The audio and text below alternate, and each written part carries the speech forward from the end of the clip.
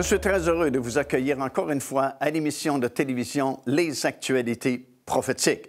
Bien, comme vous le savez sans doute déjà, nous sommes dans un voyage en Israël. Nous avons filmé une bonne partie de cette troisième saison dans le pays de la Bible, en Israël même, afin de vous montrer sur place les endroits où s'accomplissent actuellement les prophéties de la Bible concernant les derniers jours et, bien sûr, le retour de notre Seigneur Jésus-Christ. Aujourd'hui, nous allons nous rendre dans un kibbutz qui s'appelle Hamat Rachel, qui est situé juste en face de la ville de Bethléem. Nous ne sommes pas rendus dans la ville de Bethléem comme nous ne le faisons plus depuis quelques années, alors que nous organisons nos voyages en groupe avec plusieurs personnes. Autrefois, nous allions dans la ville même de Bethléem. Mais aujourd'hui, c'est un peu plus difficile parce que c'est un territoire palestinien maintenant depuis quelques années. Et puis, c'est un peu compliqué parce qu'il faut changer d'autobus, il faut changer de chauffeur. Et puis, c'est pas la même sécurité, évidemment, que lorsque nous voyageons en Israël. Et en plus, les premières années, lorsqu'on se rendait dans la ville même de Bethléem, la première fois que nous nous sommes rendus avec un groupe, on était quand même un peu déçus parce que ce que nous voulions surtout voir, c'est l'endroit où Jésus était né. Et voilà que le guide va nous conduire à cette fameuse église de la Nativité qui est située à Bethléem.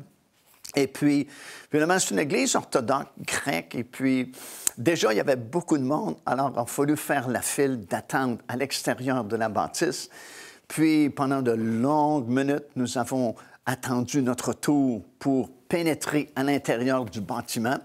Et déjà, à l'intérieur du bâtiment, il y avait quand même cette longue filée de gens aussi qui attendaient de descendre par un petit escalier qui descendait en tournoyant jusque dans le sous-sol de la bâtisse. Et ça a pris presque 2 heures pour se rendre finalement dans le sous-sol de cette église-là, pour ne voir qu'une espèce de trou autour duquel il y avait une étoile qui avait été sculptée, et le guide de l'église qui nous dit que nous pensons que c'est ici que Jésus est né, mais personne n'est certain. Alors, on était tellement déçus parce qu'on avait attendu pendant plusieurs heures pour finalement se faire dire qu'on n'est pas certain de cet endroit où Jésus est né, que nous avions décidé de ne plus nous rendre là, mais d'aller plutôt dans ce kibbutz de Hamat Rachel, qui est situé sur les hauteurs de Bethléem. Et à partir du kibbutz de Hamat Rachel, vous avez une magnifique vue sur toute la ville de Bethléem. Et ce que nous disons aux gens qui voyagent avec nous, c'est que personne ne sait exactement l'endroit précis où Jésus est né à Bethléem, mais Bethléem n'a pas changé de place. Bien sûr, aujourd'hui, la ville est plus grande qu'elle ne l'était autrefois, mais la ville n'a pas changé d'endroit. Bethléem est toujours à Bethléem, et c'est ici, dans cette région-là, que Jésus est né un jour. On ne sait pas exactement où dans Bethléem, mais c'est à Bethléem que Jésus est né. Alors, c'est beaucoup plus satisfaisant pour les gens, et puis on peut prêcher la parole du Seigneur à partir du kibbutz de Hamat Rachel et expliquer la naissance miraculeuse de Jésus dans cet endroit-là. Évidemment, il y a d'autres petites villes en Israël qui s'appelaient Bethléem aussi. Et au cours des années, il y a eu souvent des discussions à savoir est-ce que c'est vraiment cette Bethléem-là dans laquelle Jésus est né ou c'est une autre petite ville qui porte le même nom. Mais nous savons par la parole de Dieu que c'est vraiment dans cette Bethléem-là que Jésus est né, parce que c'est dans cette ville-là, cet endroit-là, que les brebis étaient élevées pour être vendues au temple, pour être offertes en sacrifice. Et Jésus était l'agneau parfait de Dieu. Il devait naître dans cette petite ville-là de Bethléem pour justement accomplir toutes ces figures-là de l'Ancien Testament, parce que lui devait être l'agneau parfait de Dieu qui devait donner sa vie un jour pour le salut du monde entier. Alors, c'est bien la bonne ville de Bethléem devant lequel nous nous trouvons aujourd'hui. Procurez-vous cet enseignement disponible dès maintenant sur notre site web au www.paindevie.org. En visitant notre boutique web, vous pourrez commander ou même télécharger les enseignements. Vous trouverez aussi plusieurs autres produits contenant des centaines de sujets pour votre édification. Alors, dans quelques instants, nous allons nous rendre dans ce kibbutz-là, Ramat Rachel, qui est situé sur les hauteurs de Bethléem. En fait, lorsque nous sommes sur les sommets de Ramat Rachel, nous avons la ville de Bethléem qui est juste en face de nous. Mais auparavant, j'aimerais lire un texte dans la parole du Seigneur qui se trouve dans l'Évangile de Luc. C'est dans le 2e chapitre, à compter du 1er verset, nous lisons ces paroles. « En ce temps-là, parut un édit de César Auguste, ordonnant le recensement de toute la terre. Ce premier recensement eut lieu pendant que Quirinius était gouverneur de Syrie. Tous allaient se faire inscrire, chacun dans sa ville, et Joseph monta de la Galilée, de la ville de Nazareth, pour se rendre en Judée, dans la ville de David, appelée Bethléem, parce qu'il était de la maison et de la famille de David, afin de se faire inscrire avec Marie, sa fiancée, qui était enceinte.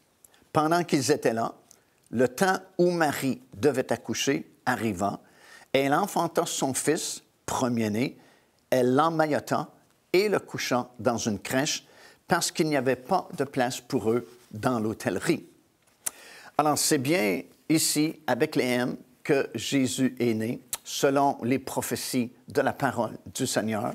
Comme je mentionnais en début d'émission, c'est bien cette ville-là de Bethléem dans laquelle Jésus est né, quoiqu'il y avait d'autres villes qui s'appelaient Bethléem aussi en Israël, parce que tout d'abord, il y avait cette identification-là à l'agneau de Dieu qui devait naître et un jour être offert en sacrifice, non seulement pour le peuple juif, mais pour tous ceux, il y en a aussi grand nombre que le Seigneur va en appeler, tous ceux qui croiraient dans l'œuvre qu'il accomplirait sur la croix. Et aussi parce que cette Bethléem-là était la ville de David, et c'est vraiment la succession de David que représente le Seigneur Jésus-Christ, qui doit régner éternellement dans le royaume qui sera établi un jour. Peut se poser aussi la question, pourquoi était-il nécessaire que Jésus naisse, que Jésus vienne dans ce monde? Parce qu'évidemment, le monde que nous connaissons aujourd'hui n'est pas celui ne ressemble pas plutôt à celui que Dieu avait créé au tout début. Parce que Dieu, au tout début, avait créé un monde parfait. Il n'y avait pas de pollution, il n'y avait pas de maladie, il n'y avait pas de péché comme nous le connaissons aujourd'hui. Parce qu'en fait, c'était un paradis terrestre. Il a placé le premier homme et la première femme dans un jardin en Éden. Éden veut dire jardin de délices. Et c'était une communion parfaite que nos premiers parents avaient avec leur Créateur, avec Dieu, dans un environnement vraiment idéal. Mais comme nous l'apprenons par la parole de Dieu, il y a eu cette tentation qui leur a été proposée par un archange déchu du nom autrefois de Lucifer. Son nom avait été changé en celui de Satan, qui veut dire accusateur. Lucifer veut dire lumière, lumineux, et Satan veut dire accusateur, qui s'est infiltré dans ce jardin d'Éden, sans doute jaloux de la nouvelle création qu'il venait d'apercevoir, parce que l'être humain, c'était quelque chose de nouveau. Il n'y avait jamais eu d'être humain créé avant Adam et Ève. Et ce Lucifer faisait partie des archanges. C'était un des 3 seuls noms d'archanges que nous avons dans la Bible, qui avait sans doute la meilleure position là-haut dans le ciel, puisque c'est lui qui conduisait la louange et l'adoration vers Dieu. Mais dans le livre du prophète Ésaïe, nous lisons qu'un jour, l'orgueil a envahi son cœur et a voulu s'élever au-dessus des étoiles du ciel. Il a voulu s'asseoir sur la montagne de Dieu, la montagne de l'Assemblée, et prendre pour lui l'adoration et la louange qu'il offrait précédemment à Dieu. Et la Bible dit qu'il a été précipité de sa demeure, il a été chassé de son Éden à lui, parce qu'il semble qu'une partie de son territoire, c'était ici-bas sur la terre. et il a été chassé de sa demeure. Et lorsqu'il a vu cette création de Dieu, ce remodelage, si vous voulez, de la planète, tel que nous le lisons dans le livre de la Genèse, et surtout la création du premier homme et de la première femme, qui était une création tout à fait nouvelle dans l'histoire de l'univers, et surtout l'intimité qu'ils avaient avec leur Créateur, avec Dieu, sans doute poussé par la haine et la jalousie, il s'est infiltré dans ce jardin d'Éden et a proposé cette tentation à nos premiers parents, disant qu'ils connaissaient bien Dieu parce qu'ils servaient Dieu autrefois et que Dieu leur avait défendu de manger de cet arbre de la connaissance du bien et du mal, parce que, dit-il, le jour où vous allez en manger, vous allez devenir comme des dieux, comme Dieu lui-même. Et on sait le reste de l'histoire, ils ont cédé à cette tentation-là. Le péché est entré dans ce monde. Ils ont même été chassés du paradis terrestre. Et les années se sont écoulées, les générations se sont écoulées jusqu'à notre époque aujourd'hui. Et bien sûr, les péchés se sont multipliés. Et en se multipliant, les conséquences de nos péchés se sont accumulés aussi, si bien que nous nous retrouvons aujourd'hui dans un monde qui est pollué, un monde qui est rempli de haine, rempli de débordements de toutes sortes. Et il fallait bien que cette promesse que Dieu avait faite tout de suite après la chute de nos premiers parents, il avait dit, un Rédempteur va venir un jour dans le monde et va rétablir cette communion-là que vous avez perdue avec moi. Et c'est pourquoi Jésus devait naître, devait venir comme un homme afin de triompher sur l'ennemi et afin de revenir un jour et rétablir la terre comme Dieu l'avait créée au tout début. Et c'est ce qui va se produire bientôt lorsque le Seigneur va revenir et va établir son royaume et nous allons régner avec lui, tous ceux et celles qui auront cru dans son œuvre. Et le monde sera à nouveau parfait comme Dieu l'avait créé au tout début. Plus de haine, plus de pollution, plus d'injustice, mais un monde parfait, dirigé et gouverné par le Seigneur Jésus-Christ.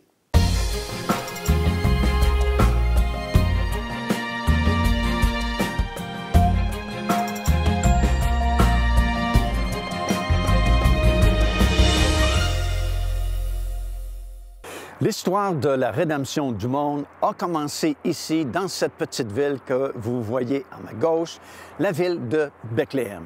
Bien sûr, à l'époque du Seigneur, c'était encore une plus petite ville, si bien que dans Michée, ça dit que c'était une des plus petites villes de Juda, mais c'est ici que le Sauveur est né. Pourquoi est-il né ici? Bien, il y a plusieurs raisons.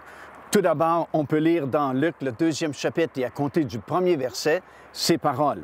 Ça dit, en ce temps-là, parut un édit de César Auguste ordonnant un recensement sur toute la terre.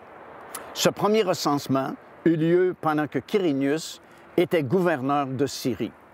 Tous allaient se faire inscrire, chacun dans sa ville.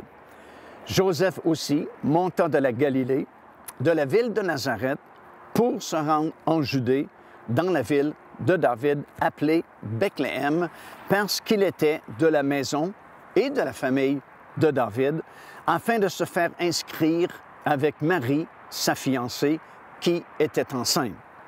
Pendant qu'ils étaient là, le temps où Marie devait accoucher arriva, et elle enfanta son fils premier-né. Elle l'emmaillota et le coucha dans une crèche, parce qu'il n'y avait pas de place pour eux dans l'hôtellerie. Alors, nous apprenons tout d'abord qu'à cette époque-là, il y eut un recensement de tous les habitants connus de la région et chacun devait aller dans la ville de sa famille et leur famille étant la famille de David et David étant né lui aussi à Bethléem, bien Marie et Joseph ont dû se déplacer de Nazareth jusqu'ici à Bethléem pour se faire inscrire dans ce recensement-là. Marie était enceinte et c'était le temps où elle devait accoucher. Et pendant qu'ils étaient ici à Bethléem, elle donna naissance, comme nous venons de lire, à son fils premier-né, qu'ils ont appelé Jésus, selon les prophéties également. Alors, c'est ici, dans cette petite ville de Bethléem, que le Sauveur est venu pour la première fois dans ce monde. Lorsqu'il reviendra une deuxième fois, il va revenir à Jérusalem en fait, sur le sommet de la montagne des Oliviers, qui est en face de la vieille ville de Jérusalem. Mais pour sa première venue dans ce monde, c'est ici que ça s'est passé à Bethléem. Bon, on dit pourquoi cette ville en particulier? Bien, premièrement, parce que c'était la ville qui avait été prophétisée où le Messie devait naître. Nous retrouvons dans le prophète Michée, dans le 5e chapitre, à compter du 1er verset, une grande prophétie concernant la naissance du Sauveur du monde. Et la prophétie est très précise. Ça dit c'est à Ephrata, qui est l'ancien nom de Bethléem, que le Sauveur devait naître. Alors, il fallait que la prophétie soit accomplie à la lettre, textuellement, et c'est la première raison pour laquelle Jésus est né ici, à Bethléem. Mais en plus de cela, il y a une autre raison très facile à comprendre, c'est que Jésus était destiné à être l'agneau de Dieu qui serait immolé en sacrifice un jour pour le pardon des péchés de tous ceux qui croiraient en lui. Et toutes les petites brebis qui étaient offertes au temple à Jérusalem venaient d'ici, de Bethléem. C'est de cette région qu'on faisait l'élevage de ces brebis-là qui étaient vendues pour être offertes en sacrifice au temple. Et il y a eu bien sûr plusieurs millions de brebis qui ont été offertes au cours des années, mais c'était comme une école, c'était comme une figure, si vous voulez, ou une image du véritable agneau de Dieu qui devait venir un jour et serait aussi offert en sacrifice, cette fois-là sur la montagne de Golgotha, sur la croix de Golgotha. Alors, il fallait bien que l'agneau de Dieu naisse ici également, là où toutes les autres brebis, tous les autres agneaux qui ont été offerts en sacrifice sont également nés. Alors, voilà pourquoi c'était vraiment l'endroit propice où le Messie devait voir le jour. C'était l'endroit prophétisé, comme nous avons constaté il y a quelques instants. Et c'est pourquoi, de toutes les villes de Juda, c'est ici que le Sauveur du monde, le Seigneur Jésus-Christ, est né. Il y a plus de 2000 ans passés maintenant. Et nous savons qu'il revient bientôt. Et nous allons voir dans quelques instants comment nous pouvons nous préparer au retour du Seigneur Jésus-Christ afin que nous soyons debout lorsque le Fils de l'homme paraîtra. Devenez partenaire avec ce ministère par votre soutien financier et aidez-nous à planter le flambeau de l'Évangile à travers le monde entier. Vous recevrez un enseignement audio à tous les mois de la part de l'évangéliste Mario Massicotte, ainsi que notre bulletin de nouvelles prophétiques incluant des enseignements bibliques, des nouvelles du ministère et des commentaires sur les actualités prophétiques. Débutez dès aujourd'hui en visitant notre site web www.paindevie.org ou par courriel à info@paindevie.org ou en nous écrivant à Pain de Vie, casier postal 426 800, Square Victoria, Montréal, Québec, H4Z 1J7. Alors, comme j'ai mentionné en début de cette émission, c'est ici, à Bethléem, que le Sauveur du monde est né il y a plus de 2000 ans passés maintenant. Cette petite ville que vous voyez à ma gauche, c'est la ville de Bethléem, qui est plus grande, évidemment, aujourd'hui qu'elle ne l'était à l'époque de la naissance de Jésus. Mais c'est bien dans cet endroit-là, et comme on a vu dans la première partie de cette émission, il n'y avait pas d'autre endroit vraiment où le Seigneur devait naître parce que ça avait été prophétisé. Le nom de la ville avait même été nommé. Et aussi, il y a le parallèle avec toutes ces brebis qui ont été offertes au temple en sacrifice. Ben, toutes ces brebis venaient d'ici, de la région de Bethléem. Mais lorsqu'il va revenir bientôt, il ne reviendra pas à Bethléem, mais il va revenir à Jérusalem, sur le sommet de la montagne des Oliviers. Et il y a vraiment un parallèle qu'on peut faire entre la première venue de Jésus, ici, à Bethléem, et son retour glorieux, qui est pour très bientôt dans la ville de Jérusalem. Parallèle qu'on peut faire, c'est celui-ci. Normalement, le peuple juif aurait pu assister à la naissance de son Sauveur, ici même, à Bethléem. Pourquoi? Bien, parce qu'il y a plusieurs prophéties qui avaient été données dans l'Ancien Testament, qui étaient tellement détaillées, tellement précises, qu'en réalité, un peu tout le monde aurait pu être ici à Bethléem pour accueillir la venue du Sauveur dans le monde. Mais en réalité, le peuple de Dieu de cette époque-là ne s'étaient pas préparés vraiment à la venue du Seigneur. Et c'est pourquoi la grande annonce de la naissance du Sauveur du monde n'a pas été faite aux prêtres de l'époque, n'a pas été faite aux souverains sacrificateurs de l'époque.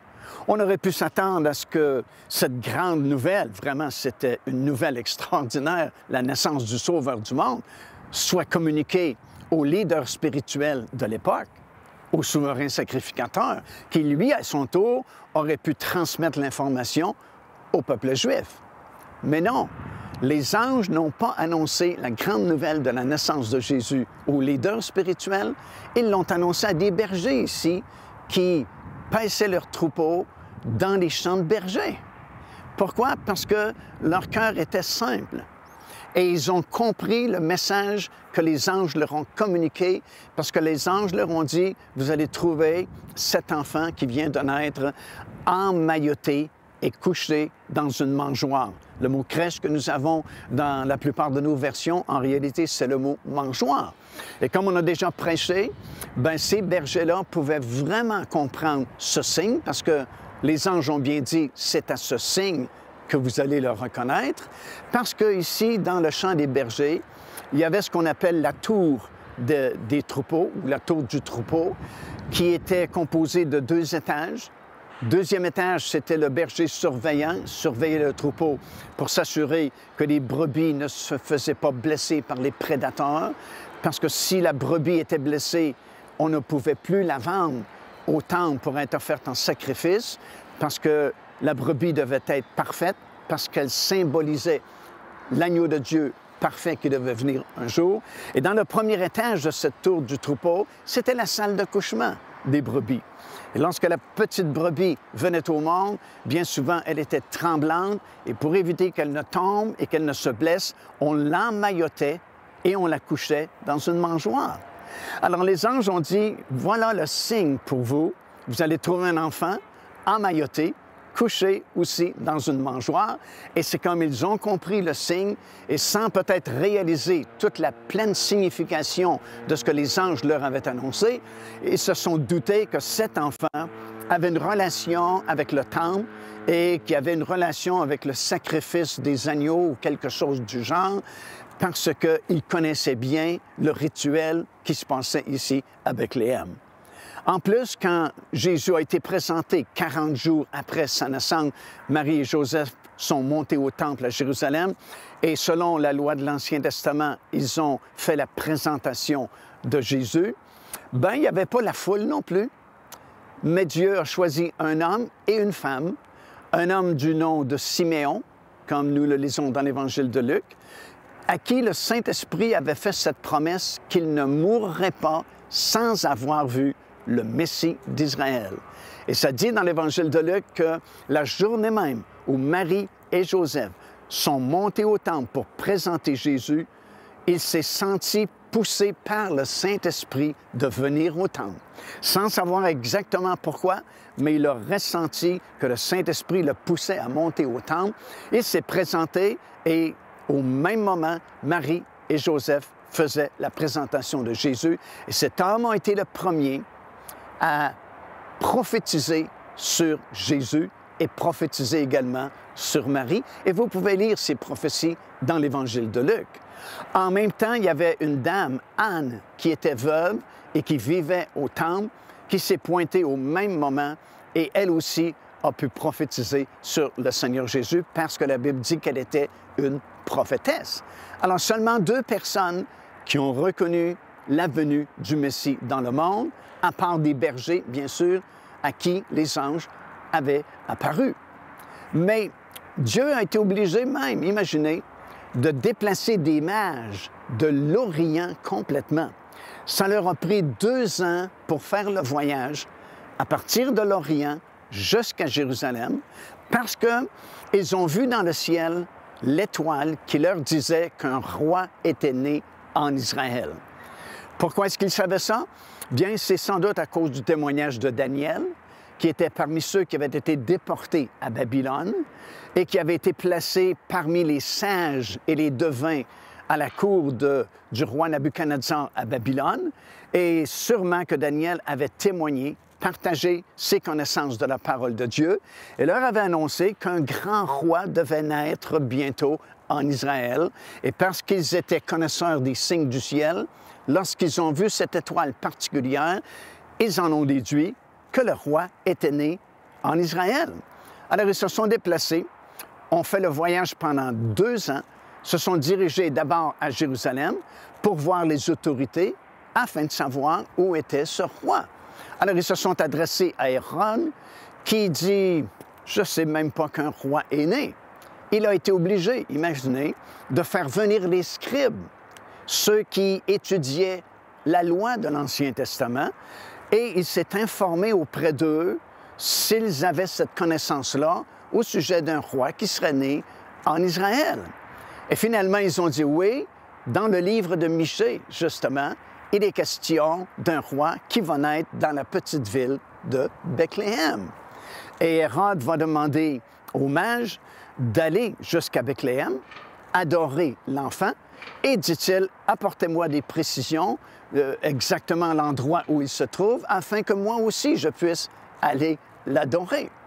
Et lorsqu'ils sont sortis du palais d'Hérode, à nouveau, l'étoile qu'ils avaient vue complètement à l'est, à Babylone, soudainement est réapparue. Et la Bible dit qu'ils étaient très heureux de revoir cette étoile-là, et ils ont suivi l'étoile, qui évidemment ne les a pas conduits à Bethléem, parce que ça faisait déjà 2 ans qu'il n'était plus à Bethléem, mais qu'il était retourné avec ses parents à Nazareth. Et l'étoile les a conduits jusque dans la petite ville de Nazareth. Et la Bible dit que l'étoile s'est arrêtée au-dessus de la maison, non pas la crèche, non pas l'endroit où Jésus est né à Bethléem, mais au-dessus de la maison où habitaient Joseph et Marie dans la petite ville de Nazareth. Et c'est là que les mages ont pu l'adorer et offrir les présents qu'il avait apportés de l'Orient afin de vraiment bénir le roi qui venait de naître en Israël. Alors, tout comme pour sa première venue, la majorité du peuple de Dieu n'était pas préparée à sa venue, il y en est à peu près de même pour sa deuxième venue, alors que beaucoup parmi le peuple de Dieu aujourd'hui n'ont vraiment pas conscience de la proximité de son retour et de sa deuxième venue. Et en réalité, il manque beaucoup de préparation chez le peuple de Dieu pour accueillir le roi des rois et le Seigneur des seigneurs. Mais ne commettons pas la même erreur que le peuple de Dieu a commis concernant la première venue de Jésus, mais ouvrons nos cœurs, ouvrons notre esprit, ouvrons la parole de Dieu, regardons tous ces signes que le Seigneur nous a donnés dans sa parole pour nous prévenir justement de la proximité de la génération dans laquelle il va revenir. Et préparons-nous, préparons nos cœurs et soyons là lorsqu'il reviendra sa deuxième fois comme roi des rois et seigneur des seigneurs. Car Dieu a tant aimé le monde qu'il a donné son Fils unique, afin que quiconque croit en lui ne périsse point, mais qu'il ait la vie éternelle. Téléchargez gratuitement l'enseignement « Le salut, c'est quoi ?» en visitant notre site web www.paindevie.org et recevez la grâce merveilleuse que Dieu vous offre.